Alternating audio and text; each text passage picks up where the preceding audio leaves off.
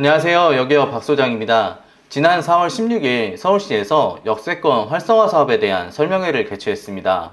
역세권 활성화의 핵심 내용은 용적률의 파격적인 상향, 그리고 관광 숙박시설 추가를 통한 추가적인 용적률이라고 요약해서 말씀드릴 수가 있습니다. 사실 2019년부터 사업이 진행됐었지만 사람들의 주목을 끌기에는 뭔가 부족한 부분이 많았는데 2023년 8월 그리고 2024년 3월 두 차례의 개정을 통해서 운영 기준을 변경했습니다. 주요 내용은 어떤 부분이 있는지, 그리고 역세권 활성화 사업 어떻게 투자해야 되는지 같이 설명드리겠습니다. 역세권 활성화 사업은 역세권 개발 사업의 한 부류인데 도심의 주기능인 상업, 업무, 주거 기능을 강화해서 컴팩트 시티를 조성하겠다라는 게 핵심 내용입니다.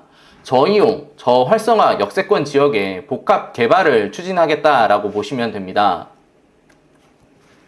용도 지역의 변경을 통해서 용적률의 증가분이 발생하게 되는데 이 부분은 역세권 시프트와 마찬가지로 절반은 공공기여를 하게 됩니다. 다만 역세권 시프트는 공공임대주택의 공급이 주 목적이었다면 역세권 활성화 사업은 공공임대주택뿐만 아니라 그 지역 특성에 맞는 생활 서비스 시설을 공급한다는 점이 큰 차이라고 보시면 되겠습니다. 2019년부터 역세권 활성화 사업이 추진돼서 사업이 진행되어 왔는데 총 41개소에서 진행됐고요. 대부분의 지역이 지도에서 보시는 것처럼 서남권에 집중되어 있다는 걸 보실 수가 있습니다. 그만큼 서남권에 열악한 역세권 지역들이 많이 있다라고 보시면 되는데요. 투자 관점에서는 사실 좀 다르게 접근하셔야 됩니다. 용적률의 인센티브를 많이 받더라도 해당 시설들을 이용하고 또 소비가 가능한 지역이 역세권 활성화 사업의 투자 적격지로 보여지는데 어느 지역이 좋은지는 뒤쪽에서 설명드리겠습니다. 현재 역세권 활성화 사업이 착공되고 있는 지역은 2개 지역입니다. 미아 역세권 활성화 사업은 강북구 최초 사업이고요. 260가구 규모로 24층 주상복합 아파트가 건립됩니다. 이쪽 지역에는 청소년 특성화 시설들이 공공기여 형태로 공급이 됩니다. 또한 보람의 역세권 활성화 사업도 지상 20층 규모의 아파트, 오피스텔, 업무시설 등이 건립됩니다. 보건소와 임대오피스 등이 공공기여 형태로 공급이 되는데 이처럼 역세권 활성화 사업은 용적률의 상향을 통해서 임대주택만의 공급이 되는 게 아니고요. 그 지역에 필요한 생활 서비스 시설들이 공급된다라는 걸 볼 수 있습니다. 서울시 사이트에서 보시면 이렇게 역세권 활성화 사업의 운영 기준이 자세히 나와 있습니다. 주요 내용을 보시면 도시 정비형으로 진행되는 재개발 사업의 경우에는 위 3개 기준을 모두 만족하는 지역이어야 합니다. 30년 이상 경과 건축물 비율이 60%가 넘어야 되고 150제곱미터 필지 비율이 40% 이상 또는 2층 이하 건축물 비율이 50% 이상이 돼야 합니다. 그리고 10년 이내 신축 건축물 비율이 15% 이상인 지역은 제외가 됩니다.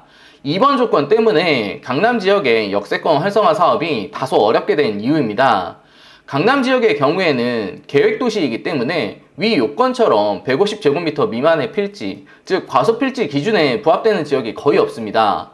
그래서 강남 지역은 투자해서 잠시 배제해 주시는 게 좋아 보이고요. 역세권 활성화 사업의 대상도 역세권 350m 그리고 노선형 상업지까지 확대가 됐는데 이 부분에 대해서는 뒤쪽에서 설명을 드릴 거고 핵심 내용은 업무 및 관광 숙박시설을 도입 유도하겠다. 그리고 관광 숙박시설에게 인센티브를 제공하겠다라는 게 핵심입니다.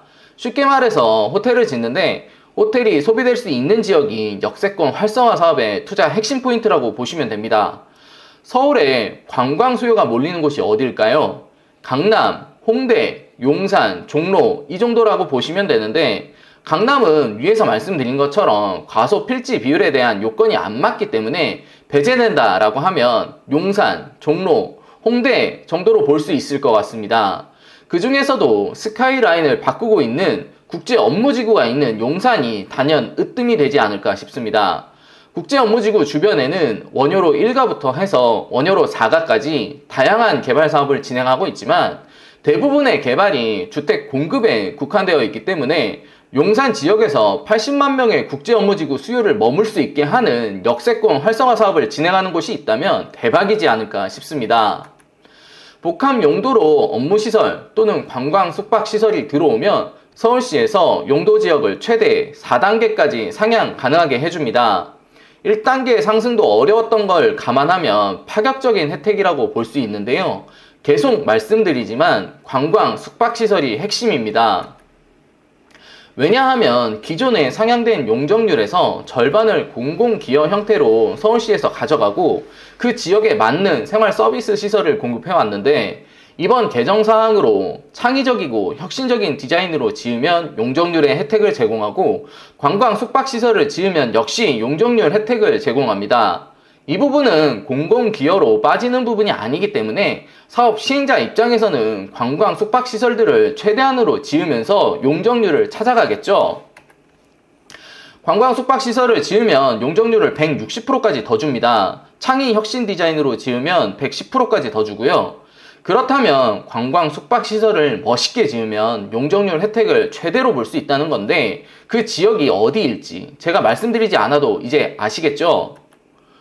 역세권 활성화 범위는 크게 역세권과 간선 도로변으로 나눠지는데요. 승강장 기준으로 350m 이내의 가로구역에는 역세권 활성화 사업이 가능합니다. 서울시 자료를 보면 어느 지역까지 역세권 활성화 사업이 가능한지 자세히 나와 있습니다.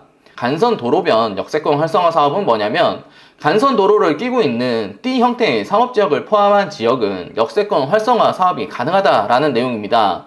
이 경우에는 반드시 상업지역을 포함하고 있어야 합니다. 역세권 활성화 사업은 기준 요건이 있는데 사업 범위는 1500제곱미터에서 10,000제곱미터 이하의 규모에서만 가능합니다. 요건을 갖춘 경우 최대 30,000제곱미터까지 가능하고 노후 불량 건축물이 60% 이상 되어야 합니다. 지정 요건은 아까 설명드린 것처럼 강남 지역은 좀 어렵다라고 보시면 됩니다. 용도 지역의 상향은 최대 4단계까지 가능합니다. 다만 중심지 체계라든지 사업 대상지의 입지 특성과 복합 용도 시설의 설치 여부를 다 고려해봐야 합니다. 서울시에서 발표한 역세권 활성화 사업 설명의 핵심 내용은 이렇습니다. 우리 서울시가 용적률 혜택을 제공해주겠다. 그리고 관광 숙박시설을 좀 예쁘게 창의적으로 지어달라라는 게 주요 내용입니다. 그렇기 때문에 투자자인 우리는 관광 숙박시설이 소비되는 곳을 찾아서 소액으로 투자를 하는 게 포인트입니다. 역세권 활성화 사업 내용에 대해서 궁금하신 점이 있다면 위 번호로 연락을 주시면 제가 언제든지 친절하게 답변 드리도록 하겠습니다. 감사합니다.